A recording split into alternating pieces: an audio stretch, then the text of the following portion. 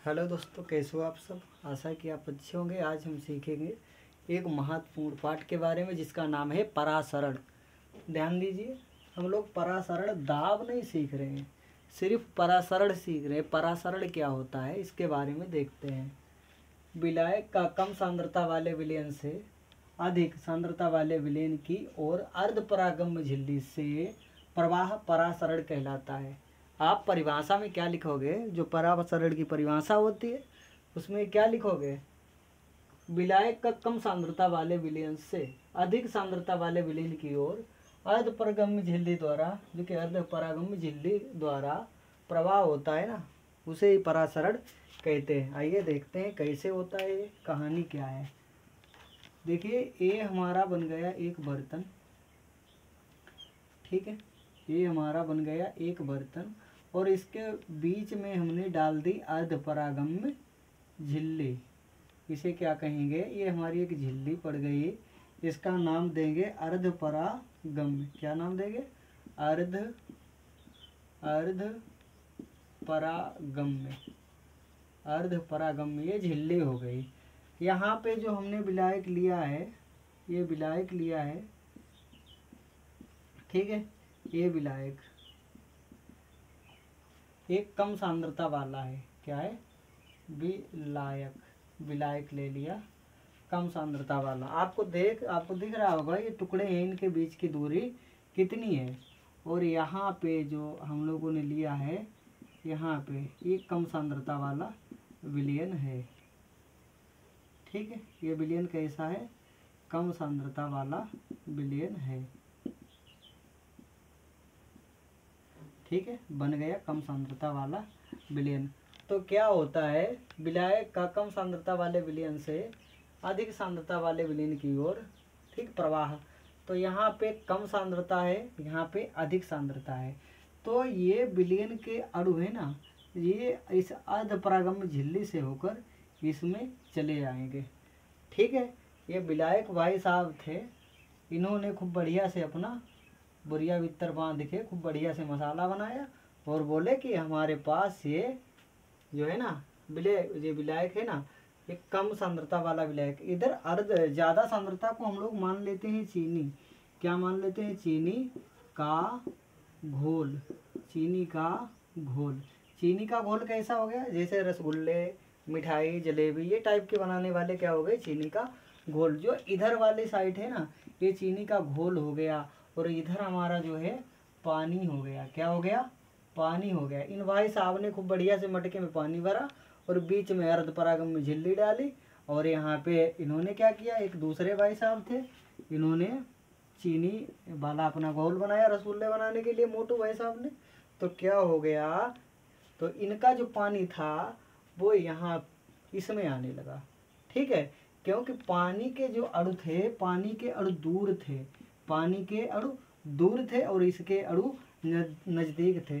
तो इसने क्या देखा, इस पानी ने क्या देखा, इसके पास ज़्यादा सांद्रता है, तो यहाँ से ये मूव करके इसमें आने लगे। कब तक आते रहेंगे, जब तक इनका लेवल बराबर नहीं हो जाता। जब तक इनका लेवल बराबर नहीं हो जाता तब तक ये ऐसा काम होता रहेगा। यही परासरण कहता है। बोलो सर, समझ में नहीं आया? नहीं आया ना, समझाने के लिए तो हम बैठे हैं, ठीक है। तो ये क्या कहेगा अपने मटके से, ये भाई साहब जिन्होंने पानी भरा था और इसने पानी से क्या कहा, पानी से वही बात कही ना, बेवफाई वाला गाना। इसने पानी ने इसके साथ बेवफाई कर दी, इसके यहाँ से निकल के यहाँ चला आया। इसने क्या कहा, मैंने तुझे चाहा तूने चाहा किसी और को। भाई ये तो कहता है कि मैंने तो तुझे चाहा, पानी से कहता मैंने तुझे चाहा, लेकिन तूने इस चीनी वाले को चाह लिया, ठीक है। तूने क्या किया, हमें छोड़ के इसको अपना बना लिया, हमें छोड़ के चला गया। और ये प्रक्रिया किसने करवाई, ये ढोलू साहब बैठे हैं, अर्धपरागम्य झिल्ली। यही तो सब कारण की गठरी होती है, ठीक है। तो क्या होता है, जैसे हमारे दैनिक जीवन में क्या देखने को मिलती है, देखा होगा ना आपने, कोई लड़की होती ना, कोई लड़की किसी लड़के से कब फंसती है, लड़की कोई होती है किसी लड़के से कब फंसती है, जब लड़के के अंदर सांद्रता ज़्यादा होगी। वो सांद्रता क्या होगी आपको पता है ना, वो लड़का या तो फिर वो देखने में बहुत अच्छा है, हैंडसम है, तभी फंसेगी। ना हैंडसम पे फंसे तो ज़्यादा इंटेलिजेंट होगा, खूब बढ़िया पढ़ा लिखा होगा, तो फंस जाएगी। और तीसरी बात कब फंसेगी, जब उसके पास पैसा ज़्यादा होगा। 3 चीज़ें तो खूब आपने देखी होगी, लड़के 3 चीज़ों में से एक भी चीज़ यदि नहीं है, पैसा नहीं है, सुंदरता नहीं है, पढ़े लिखे नहीं हो, घोड़े हो, कभी नहीं फंसेगी। तो आपके अंदर सांद्रता ज़्यादा है तो आपको दूसरों को खींचने की ताकत आती है। तो इसके पास सांद्रता इसकी ज़्यादा है तो इस कम सांद्रता वाले को खींच लेगा। अब तो समझ में आ गया। ठीक है, बढ़ते हैं आगे। अब देखते हैं ये परासरण जो होता है वो कितने प्रकार का होता है। ठीक है, ये परासरण जो होता है ये कितने प्रकार का होता है, आइए इसके बारे में भी हम लोग जान लेते हैं। अब देखते हैं क्या होने वाला है भाई। परासरण जो होता है ये 2 प्रकार का होता है। क्या होता है, परासरण, परासरण सही लिखा ना, परासरण 2 प्रकार का होता है। परासरण कितने प्रकार का होता है, आप लोगों को कहने को भूल ही गया। हमारी क्लास करने से पहले आपके हाथ में पेन पेपर जरूर होना चाहिए, तभी देखोगे एक एक चीज़ समझ में आएगी, छूट के नहीं जाएगी। परासरण 2 प्रकार का होता है। ये आपके इंटरमीडिएट की परीक्षा में कई बार पूछा गया, परासरण कितने प्रकार का होता है, जैसा कि आप लोगों ने पेपर में काफ़ी बार टेस्ट और अन्य पेपरों में देखा ही होगा। अब देखते हैं परासरण के 2 प्रकार कौन कौन से होते हैं। नंबर 1 होता है, नंबर 1 अंतः परासरण, अंतः परासरण। नंबर 1 पे कौन सा परासरण होता है, अंतः परासरण। और नंबर 2 पे कौन सा परासरण आता है, आप लोग बताइए ना। नंबर 2 पे आता है बाह्य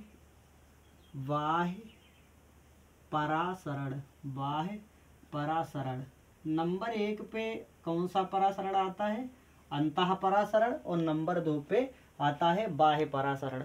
तो अंतः परासरण को सबसे पहले सीखते हैं हम लोग। इस पूरी रामायण को मिटा देते हैं। अब आती है, अब तो समझ में आ गया होगा परासरण क्या है। जिसके पास सांद्रता कम होगी तो वो कम वाला व्यक्ति ज़्यादा सांद्रता वाले के पास चला जाएगा। तो इसको भी मिटा देते हैं, इसकी परिभाषा भी हटा देते हैं। ठीक है, अब हम लोग क्या सीखने वाले हैं, अब हम लोग सीखेंगे अंतः परासरण। अंतः परासरण, तो अंतः परासरण हेडिंग डाल लो, अंतः परासरण, अंतः परासरण सीखेंगे। इसमें क्या होता है, इसमें अंतः परासरण, जब कोई चीज़ जो होती है ना बाहर से अंदर की ओर आती है उसे अंतः परासरण कहते हैं। ठीक है, जैसे एक लड़का होता है ना, कमरे के अंदर प्रवेश करता है, मैं आई कम इन सर, वो तो अंतः परासरण हो गया। लेकिन ये तो बात हो गई दूसरी, लेकिन हमारी किताबों की भाषा में क्या कहता है और क्या हमें लिखना होता है, अंतः परासरण। अंतः परासरण को कैसे हम लोग दर्शाते हैं, ये ऐसे देखिए क्या होता है भाई, जल्दी से बन जा। अंतः परासरण सीख रहे हैं हम लोग और एक फिगर बनाने जा रहे हैं। अंतः परासरण, अंतः परासरण बनाने के लिए ये फिगर। ठीक है, इसमें क्या होता है, अब लड़का तो बड़ा हो गया, मम्मी कहते हैं मेरा लड़का बड़ा हो गया, आप भैया रेस वेस कर लिया करो और तुम्हारी उम्र हो गई, अब आर्मी की तैयारी करो। ठीक है, तो आर्मी का फार्म भर ले, मैथ साइंस और जीके पढ़ ले। तो क्या होता है, आर्मी का फार्म भरो और फिर क्या हो, चने खाओ। क्या कहती मम्मी लोग, चने खाओ, आर्मी का फार्म भरो। तो जो चना होता है ना, ये भाई साहब जो गोलू लाल होते हैं ये मार्केट जाते हैं। कहाँ जाते हैं, मार्केट चना लाने के लिए। और ये कटोरी चना लाते हैं, कितना, 1 कटोरी क्या लाते हैं, चने लाते हैं। और 1 कटोरी चने मम्मी बोलते पानी में भिगो के खाओ। तो चने क्या होते, पतले होते, दूबड़े पतले सुकड़े से होते हैं। जैसे इसको क्या करते हैं, शाम को लेटते समय क्या किया जाता है, इस चने को पानी में डाल देते हैं। जैसे चना पानी में डाला और सुबह सुबह देखा तो इसके इतने मोटे मोटे अणु, जो चने के इतने मोटे मोटे अणु हमें दिखाने लगते। क्या हुआ, चना जो था, ये चना था, ये बाहरी परत से होके पानी इसके अंदर प्रवेश कर गया, इसे ही अंतः परासरण कहते हैं। समझ में आया सभी को अंतः परासरण क्या होता है? ठीक है, बोलो सर नहीं समझ में आया तो क्या होता है? फिर क्या होता है, अभी हम लोग क्या करते हैं, खीर पकाते हैं, खीर में किशमिश डालते हैं, तो किशमिश के साथ भी यही कहानी होती है। किशमिश तो सीखा ही है आपने, किशमिश को पानी में डाल देते हो फूल जाता है। ऐसे राजमा, दाल, कई चीजें होती हैं जो पानी में डालने से फूल जाती हैं, सब अंतः परासरण के उदाहरण होते हैं। कैसे हम लोग लिखते हैं इसे,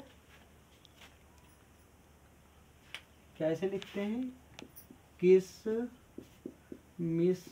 किशमिश को जल में डालने पर, किशमिश को जल में डालने पर क्या होता है? जल के अणु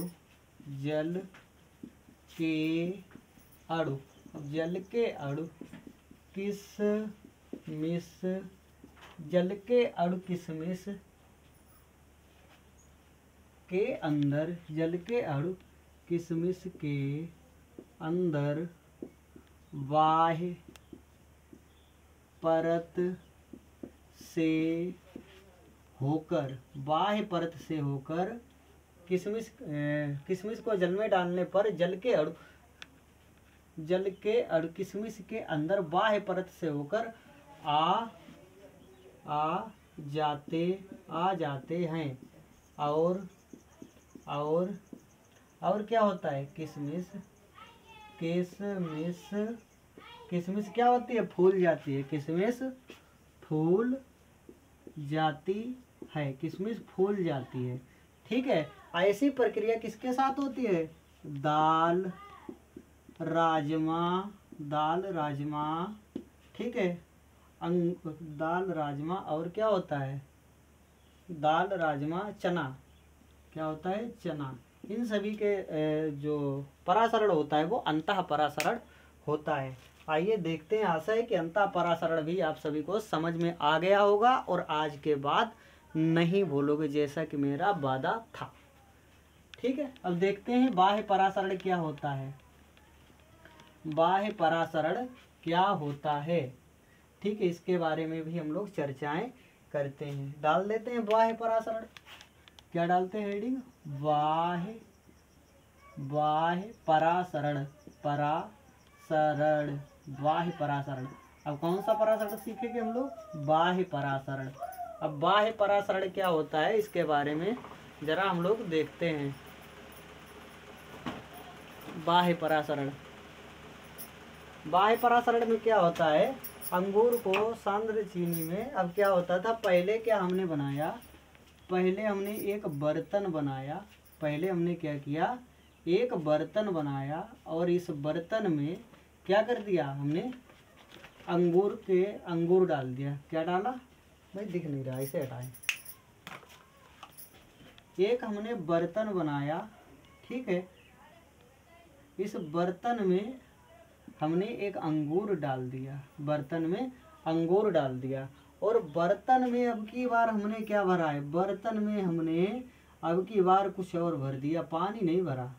ठीक है, पहले तो भाई क्या था, आप सभी ने सीखा, जब पानी भरा तो पानी दगेबाज था, धोखा दे गया। पानी दगेबाज था, धोखा दे गया, तो पानी अब की नहीं लाएंगे, अब किसे लाएंगे? अब की चीनी भैया वफादार होती है, चीनी या नमक, चीनी या नमक अब की लाते हैं। अब क्या होता है, इस अंगूर के अंदर जो होती है सांद्रता, अंगूर के अंदर क्या होती है? सांद्रता। ठीक है, अंगूर के अंदर की सांद्रता जो होती है, अंगूर के अंदर की सांद्रता कम होती है, अंगूर के अंदर की सांद्रता कम होती है, और नमक या चीनी जो कि रसगुल्ला वाला बढ़िया जलाव होता है, किसका? रसगुल्ला बनाने वाला, या नमक का घोल ले लेते हैं, यानी इसके खूब घोलते हैं, खूब बढ़िया से, जैसे नहीं बीपी लो हो तो हाई हो जाए, खूब बढ़िया से नमक का घोल लिया या चीनी का घोल ले लिया, उसमें अंगूर टबक टबक टबक डाल दिए। जैसे ही अंगूर डाले तो हमने रात को सोते समय तो डाल दिए, लेकिन सुबह कुछ और हो गया, अब अंगूर भी धोखा दे गया। क्या हुआ अंगूर के साथ? ये अंगूर मेरा पिचक्का होके इस साइज का कुछ हो जाता है, अंगूर पचक जाता है। ठीक है, अंगूर क्या होता है, अंगूर सिकुड़ जाता है। ठीक है, अंगूर को सांद्र चीनी कैसे लिखते हैं, इसकी परिभाषा, अंगूर को सांद्र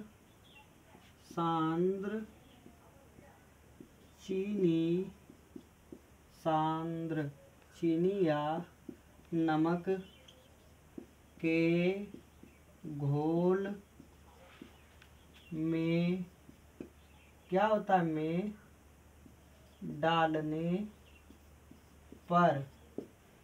भाई अंगूर को सांद्र चीनी या नमक के घोल में डालने पर अंगूर सिकुड़, अंगूर क्या होता है, सिकुड़ जाता है, अंगूर सिकुड़ जाता है। अब भाई पहले तो क्या हुआ, पानी में अंगूर को डाला, किशमिश सूखी थी, पानी में डाला फूल गई। लेकिन जब अंगूर बढ़िया से मोटे दानेदार अंगूर था और इसे जैसे ही नमक के घोल में डाला और पिचिक्का हो गया। ये भी धोखा दे गया, और धोखाबाजों से कभी विश्वास नहीं किया जाता है। ठीक है, ये धोखा दे गया, ये बाह्य परासरण हो गया। तो जो यहाँ पे बाह्य परासरण क्या होता है, बाहर से। ठीक है, बाहर से जो होता है ना, बाहर से इसके अंदर जो प्रवेश करता है, कहने का अर्थ क्या, अंगूर के अंदर के जो अणु थे वो बाहर निकल गए। ठीक है, क्या हो गया, बाहर निकल गए, इसीलिए इसे बाह्य परासरण कहते हैं। आशा है कि आपको वीडियो पसंद आई होगी और ये टॉपिक क्लियर हो गया होगा। तो चैनल को लाइक शेयर सब्सक्राइब जरूर करें। कल सीखेंगे परासरण दाब, परासरण दाब क्या होती है और कैसे हम लोग इसके ऊपर प्रेशर डाल के जो अंगूर हमारा सिकुड़ गया है, जो पानी और नमक इन सब ने बेवफाई की है, इन बेवफाई को रोकेंगे, इनकी एक दीवार बनाएंगे और कैसे हम इसके पास दीवार बना के इसको रोक सकते हैं और कोई बेवफाई नहीं करेगा, कोई किसी से नहीं पटेगा। अब क्या होगा, और सिर्फ सबका फोकस बोर्ड पे होगा और ध्यान देंगे, सर से चीज़ें जो पढ़ाया जाएगा वो दिमाग में घुसेगा। मिलते हैं कल की क्लास में, तब तक के लिए bye, take care and love you all, जय हिंद।